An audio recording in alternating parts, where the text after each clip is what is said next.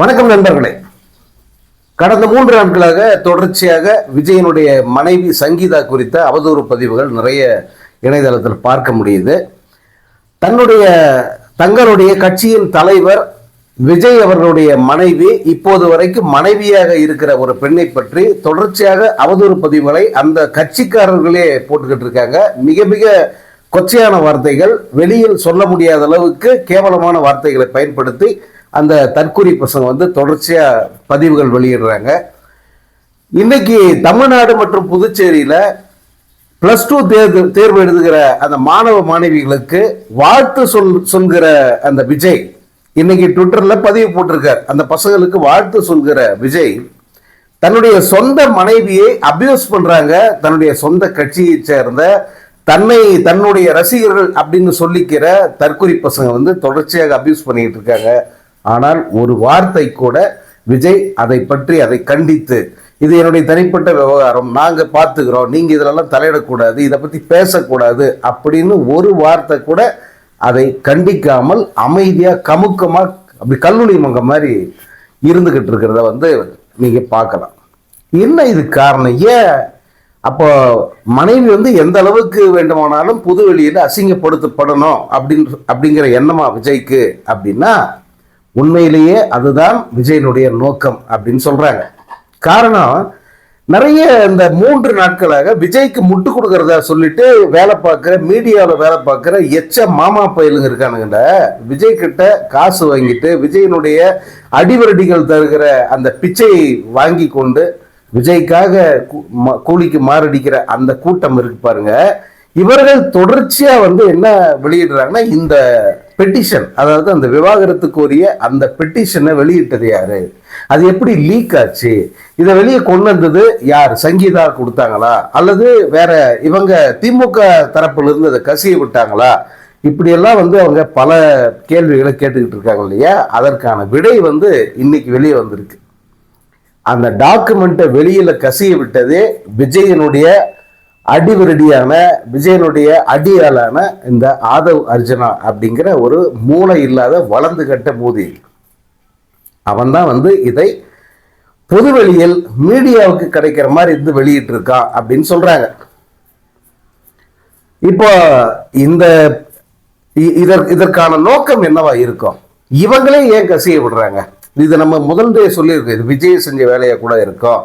ஏன்னா இது வெளியில் வந்தா தனக்கு எதிராக கடுமையான விமர்சனங்கள் வரும். அதே நேரத்தில் ஒரு செக்ஷன்ல தங்களுக்கு சாதகமான ஒரு அனுதாபம் கிடைக்கிறதுக்கு வாய்ப்பு இருக்கு. பழிய தூக்கி திமுக மேல போட்டுறலாம், ஈஸியா நமக்கு அனுதாபம் கிடைக்கும் அப்படிங்கிற ஒரு தப்பான ஒரு கேமை அவங்க சூஸ் பண்ணிட்டாங்க. இவங்களே ரிலீஸ் பண்ணிட்டு கூடவே இந்த ஐடி, அதாவது இந்த பிஆர் டீம் இருக்கு இல்லையா, அந்த பிஆர் டீமை விட்டு இன்ஃப்ளூயன்சர்ஸ்கெல்லாம் சொல்லி திமுக மேல பழி போட வச்சு ஒரு அனுதாப ஆதரவை பெற்றுக்கொள்ள வேண்டும் அப்படிங்கிறது விஜயுடைய நோக்கமா இருந்திருக்கு. அதற்கு தான் இப்படி ஒரு வேலையை பார்த்துருக்காங்க அப்படின்னு இப்போ செய்தி வருது.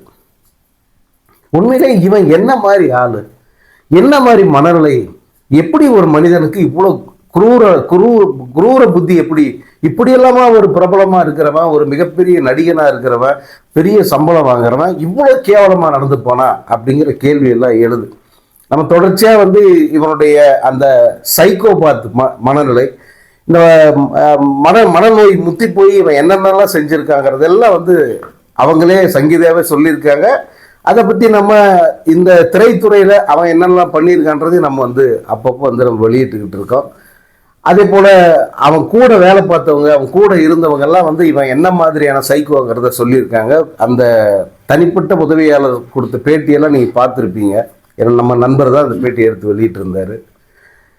அந்த பேட்டி வெளியான உடனே இவருடைய முன்னாள் மேனேஜர் பிடி செல்வகுமார் ஓடி அந்த நபருக்கு உதவுறாரு. ஏன்னா அவருக்கு தெரியும் இதெல்லாம். அங்க கூட இருந்த அத்தனை பேருக்குமே விஜய் என்ன மாதிரியான ஒரு சைக்கோ அப்படிங்கிறது தெரியும், கிரிமினல் சைக்கோ. இதுல ஒரு சைக்கோத்தனம், கிரிமினல் புத்தி, கூடவே கட்டுப்படுத்த முடியாத அளவுக்கு போதை. அந்த போதை தான் இந்த அளவுக்கு விஜயை இவ்வளவு கீழ்த்தரமான ஒரு மனிதனா வச்சுக்கிட்டு இருக்கு அப்படின்னு சொல்றாங்க. இப்போ நீங்க அண்மையில அண்ணன் நக்கீரன் கோபால் வெளியிட்ட வீடியோ பார்த்துருப்பீங்க. இந்த விஜய் தொடர்பாக நேற்று வெளியிட்டு இருந்தார். அந்த வீடியோவில் முக்கியமான ஒன்றை வந்து அவர் சொல்லியிருந்தார். இது ஏற்கனவே வந்து அங்கே இந்த நல்லக்கண்ணு அவர்களுடைய அந்த அந்த மரண வீட்டுக்கு போய் அங்கே இருந்த நண்பர்கள், மீடியா நண்பர்கள் நமக்கு சொன்னது, ஏன்னா பகல்லே வந்து அவன் இப்படி வரான், அவன் கண்ணு மண்ணு தெரில, யார் என்னன்னே பார்க்க மாட்டாங்களாம், பக்கம் வந்தாலே வந்து அவ்வளவு ஸ்மெல் வருது. என்னதான் இருந்தாலும் விஜய் வந்து அவனுடைய ரேஞ்சுக்கு விஜய் நல்ல ஒஸ்தியான சரக்கு தானே அடிப்பான். ஆனால் ஒரு அவ்வளோ மட்டமான நாற்று அடிக்குது இருந்தாலும் வந்தாலே சுற்றில் இருக்கிறவங்களாம் மூக்க பற்றிக்கிற அளவுக்கு மிக கேவலமான ஒரு சரக்கு ஸ்மெல் வருது அப்படின்னு வந்து அங்கே இருந்த மீடியா நண்பர்களுடன் சொன்னாங்க. அதை நக்கீரன் கோபால் அவர்கள் உறுதிப்படுத்தி வீடியோவை போட்டார். வந்தாலே ஒரு மைல் சுத்தளவுக்கு வந்து நாத்தமா நாறுது, என்னத்தை குடிச்சிட்டு வந்தான்னு தெரில அப்படின்னு வந்து அவர் பதிவு பண்ணுற அளவுக்கு விஜய் கட்டுப்படுத்த முடியாத ஒரு குடி நோயாளியே மாறி இருக்காப்புல.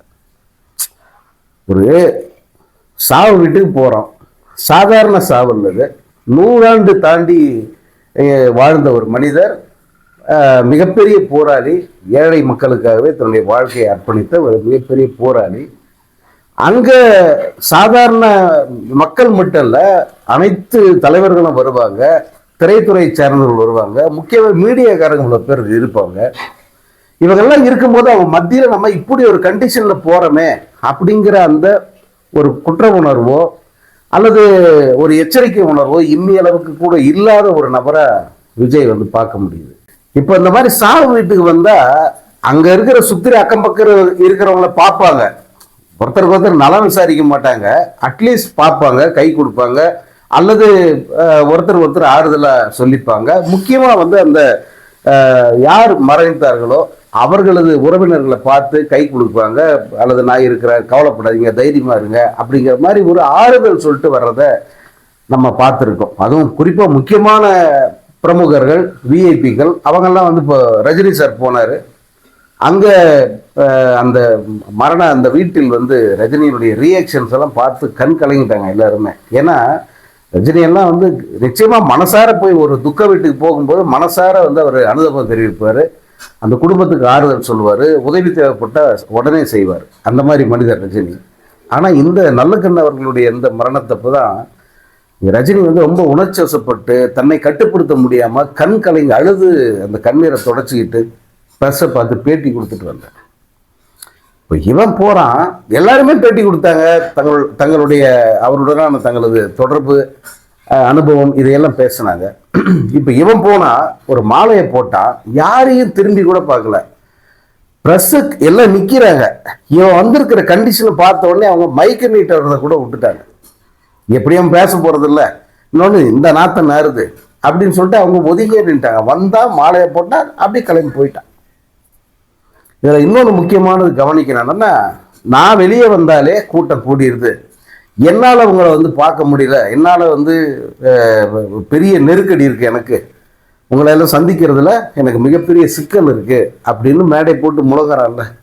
இந்த நிகழ்வுக்கு வந்தானே யாராவது இவன் கார் பின்னாடி 10 பேர், முன்னாடி 10 பேர், சைடில் இந்த பக்கம் அந்த பக்கம் 2 பேர் யாராவது வந்து நீங்கள் பார்த்துருக்கீங்களா? நீ இதுக்கு முன்னே அந்த ஜெகன் ரெட்டி கல்யாணத்துக்கு போனான், அங்கேயும் கூட வந்து இவனை யாரும் சீர்ந்தவே இல்லை, யாரும் இவனை சூழ்ந்துக்கலை, அல்லது இவன் காருக்கு முன்ன பின்னால யாரும் போகவே இல்லை. பொதுவாகவே வந்து இவன் பாட்டுக்கு கிளம்பி ஒரு இடத்துக்கு போயிட்டு ஃப்ளைட்டை பிடிச்சி ஷூட்டிங் போகிறதோ அல்லது வேற ஒரு ஊருக்கு போகிறதோ அல்லது கள்ளக்காதலியோட டூர் போகிறதோ எதுவாக இருந்தாலும் இவன் பாட்டுக்கு கிளம்பி போனான்னா அவன் பாட்டுக்கு கிளம்பி போகிறான். யாருமே வந்து அவனை தடுக்கிறதில்ல, அல்லது கையை பிடிச்சி இழுக்கிறதில்ல, ஆட்டோகிராஃப் போடுன்னு கேட்கறதில்ல. அதுதான் யதார்த்தம். ஆனால் தனக்கு என்ன மாசு இருக்குன்னு காட்டுறதுக்காக தொடர்ச்சியாக ஜனங்களுக்கு பப்ளிசிட்டி பண்ணி இவன் போகிற இடத்துல எல்லாம் கூட்டத்தை கூட்டி வச்சு அங்கே 4 பேரை சாவடிக்கிறதுங்கிறத வந்து இவன் ஒரு வேலையாக வச்சுருக்கான். இப்போ அடுத்து தஞ்சாவூருக்கு போகிறேன் அப்படின்னு சொல்கிறான். தஞ்சாவூர் 33 கண்டிஷன் போட்டிருக்காங்க, எதையும் கடைப்பிடிக்க போகிறதில்ல, ஏன்னா கடைப்பிடிக்க கூடாது அப்படிங்கிறது தான் வந்து இவனுடைய நோக்கமே. அந்த விதிகளையெல்லாம் கடைப்பிடிச்சிட்டு அப்புறம் வந்து இந்த மாசை எப்படி காட்ட முடியும், அப்படி கட்டுப்படுத்திட முடியல. அப்புறம் இன்னொன்று இவனுடைய அந்த சைக்கோ புத்தி எப்படி வேலை செய்யுது அப்படிங்கிறதுக்கு இன்னொரு உதாரணத்தை சொல்கிறாங்க. இந்த இப்போ அண்மை காலமாக கடந்த 2 கூட்டங்களை பார்த்தீங்கன்னா அவன் முதல்ல மக்கள் சந்திப்புன்றான், அதுக்கப்புறம் பார்த்தா நிர்வாகிகள் சந்திப்புங்கிறான். மக்கள் சந்திப்பு நிர்வாகிகள் சந்திப்பை மாத்திட்டோம்னு சொல்றான். சரி, எப்படி அப்படின்னா 4999 பேர் வராங்க.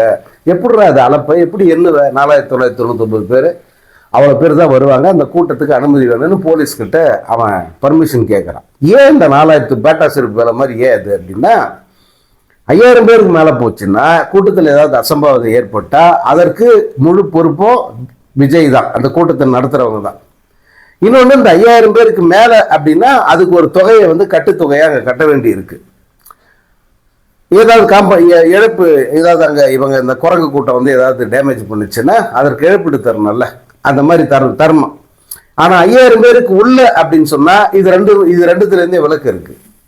இது மாதிரி எதையும் கட்ட தேவையில்ல, பொறுப்பேற்றுக்க தேவையில்ல அப்படின்ற ஒரு நிலை போலீஸோட அந்த எஸ்ஓபியில் இப்படி இருக்கிறதுனால இவன் கிரிமினலாக யோசிச்சு இந்த 5000 பேருக்குள்ளதான் கூட்டம் வருவாங்க அப்படின்னு சொல்லிடுறான். ஆனால் வந்து அங்கே களத்துக்கு போகிறப்ப வேலூர் போனீங்கன்னா அதை 5000 பேர் மட்டும் வந்தாங்கன்னு எடுத்துக்க முடியுமா? எவ்வளோ பேர் கூட்டி இருந்தா, எவ்வளோ பேர் வந்திருந்தாங்க, வேடிக்கை பார்த்துருந்தாங்க, அவ்வளோ பேர் வந்து நிர்வாகிகளா? அங்கே இருந்த வயலகையில் எல்லாத்தையும் மொத்தத்தையும் அழித்து நாசக்கடாகிட்டாங்களே, இவங்கெல்லாம் வந்து நிர்வாகிகளா? இப்போ தஞ்சாவூர்லேயும் அதை தான் செய்ய போகிறான். தஞ்சாவூர்லேயும் இதே 4999 பேர் அப்படின்னு ஒரு மனுவை கொடுத்து பர்மிஷனை வந்து வாங்கியிருக்காங்க. நாளை மறுநாள் வந்து அது அங்கே இன்னும் என்னென்ன கேவலம் நடக்க போகுதோ. ஸோ இந்த நடவடிக்கைகள் எல்லாத்தையும் பாருங்கள். சொந்த மனைவிக்கு இப்படி ஒரு அவமானம் நிகழ்து பொது வெளியில், அது இன்னும் அதிகமாக நடக்கட்டும் அப்படின்னு சொல்லிட்டு என்கரேஜ் பண்ணுற மாதிரி அவன் அமைதியாக இருக்கான். பசங்களுக்கு வாழ்த்து சொன்ன முன்னால, பசங்களுக்குன்னா இறுதித் தேர்வு எழுதுகிற மாணவர்களுக்கு வாழ்த்து சொன்ன முன்னால இந்த தற்கொலை பசங்களை கட்டுப்படுத்த முடியாதா? அல்லது அவங்களுக்கு ஒரு இன்ஸ்ட்ரக்ஷன் கொடுத்து மூடிக்கிட்டு உங்கள் வேலையை பாருங்கடா அப்படின்னு சொல்ல முடியாதா? ஒன்று. அடுத்து, அந்த கட்டுப்படுத்த முடியாத ஒரு குடி நோயாளியாக மாறி இருக்கான், போதையிலேயே உழல்கிற ஒரு ஆசாமியா இந்த விஜய் இருக்கான் அப்படிங்கிறத பொதுவெளியிலே வந்து எக்ஸ்போஸ் ஆகியிருக்கு. பத்திரிகையாளர்கள் முகம் சுழித்து இதை வந்து தெரிவிச்சிருக்காங்க. அது ஒரு பிரபல பத்திரிகையாளர் வாயால் பதிவாகவும் வெளியே வந்துருச்சு. அடுத்து, எவ்வளோ பேர் செத்தாலும் கவலை இல்லை, உங்களுக்கு நான் எந்த விதமான அந்த இழப்பீடோ அல்லது அந்த மாதிரி எதையும் நான் தரமாட்டேன் அப்படிங்கிற மனநிலை தான் விஜய்க்கு. அதனால் வந்து கிரிமினல் தனமாக இப்படி இந்த அனுமதி வாங்குறது, இப்படி கிரிமினல் தனமாக வாங்குறான். ஸோ இந்த மாதிரி ஒரு கேடுகட்ட ஒரு மனிதன் அரசியலில் வந்து நான் தலைவனாகிறேன், முதல்வனாக போகிறேன், தமிழ்நாட்டை ஆள போகிறேன் அப்படின்னு சொல்கிறதெல்லாம் வந்து எந்த அளவுக்கு கேவலமானது அப்படிங்கிறத நீங்கள் யோசிச்சு பாருங்க. முதலில் தமிழ்நாட்டை ஆள என்ன தகுதி உனக்கு இருக்கு? நீ யார்? முதல்ல எங்களுக்கு தலைவனாகிற அளவுக்கு நீ யார்? தமிழ்நாடே நான் தான் சொல்ற அளவுக்கு நீ என்ன கிழிச்சிட்ட? நீ என்ன அப்படி என்ன நீ ஒரு பெரிய அத்தாரிட்டி? நீ தமிழ்நாடே நீ தான் எங்கேயும் ஒரு வார்த்தை கூட நீ சொல்லக்கூடாது. தமிழ்நாடுங்கிறது வேற. இந்த தமிழ்நாட்டு மக்களுக்கும் இந்த தமிழ்நாட்டோட அந்த ஸ்டேச்சருக்கும் எல்லளவுக்கு சம்பந்தம் இல்லாத ஒரு இழிவான பிறவி. நீ எப்படி நான் தான் தமிழ்நாடு, நான் தான் தமிழ்நாட்டை ஆள போறேன், எப்படி நீ இதெல்லாம் சொல்லலாம்? இத்தனை கேடுகிட்ட குணங்கள் கொண்ட விஜய் ஒரு சாதாரண மனிதராகவே மதிக்கப்பட தேவையற்ற விஜய் எப்படி வந்து ஒரு தலைவனா, ஒரு அடுத்த முதல்வர் அப்படிங்கிற அதை பற்றி பேசுவதற்கு அவனுக்கு என்ன தகுதி இருக்கு?